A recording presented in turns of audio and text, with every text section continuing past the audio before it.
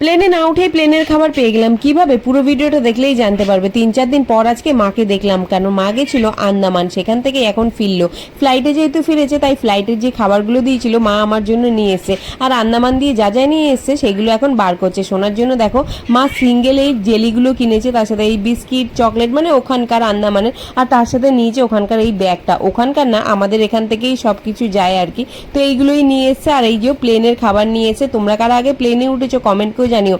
আমি তো প্লেনে উঠিনি, কিন্তু প্লেনের এই যে খাবারগুলো দেখছি, স্যান্ডউইচ ছিল, একটা জলের বোতল, একটা আম দই ছিল, আর একটা দেখো ছোট মিল্ক, আর একটা সুগারের প্যাকেট ছিল। বিকেলবেলা মা সব জেলির বক্সগুলো নিয়ে এসে, এগুলো সোনার দাদা নিয়ে এসছে, মা তো জানেও না।